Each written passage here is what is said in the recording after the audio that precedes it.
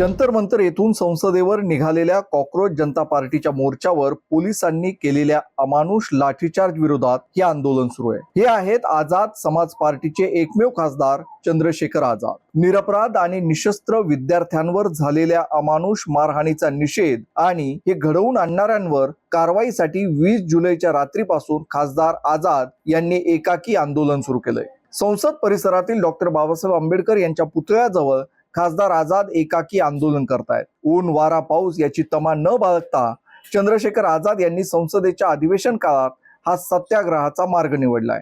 दिल्ली पोलिसांनाही त्यांनी आवाहन केलंय, शिक्षण घेणारे निरपराध तरुण तरुणींवर लाठीचार्ज करून तुम्ही तुमच्या वर्दीवर मोठा डाग लावून घेतलाय। ही मुलं याच देशाचं भविष्य आहे। ही मुलं एखाद्या पोलिसाच्या, शेतकऱ्याच्या किंवा मजूर अशा सामान्य कुटुंबातून इथं आली आहेत। ही परिस्थिती अतिशय संवेदनशीलपणे आणि धीरानं कायदा सुव्यवस्था राखत सांभाळली पाहिजे।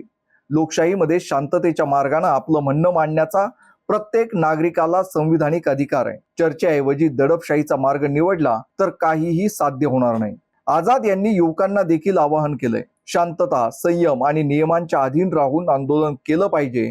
अफवा आणि कोणत्याही चिथावणीखोर वक्तव्यानं भडकून जाऊ नये। आमची सर्वात मोठी ताकद ही आमची एकता आहे। लोकशाही मार्गाने केला जाणारा लढा आणि संविधानावर आमचा विश्वास आहे।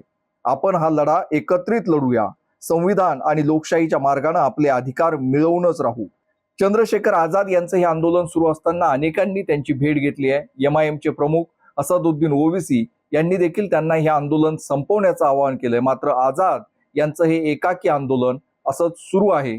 त्याची दखल सरकार घेतंय का हे पाहणं महत्त्वाचं ठरणार आहे। अशाच राजकीय बातम्या आणि व्हिडिओंसाठी आपलं महानगर लाईव्हला सबस्क्राईब नक्कीच करा। धन्यवाद।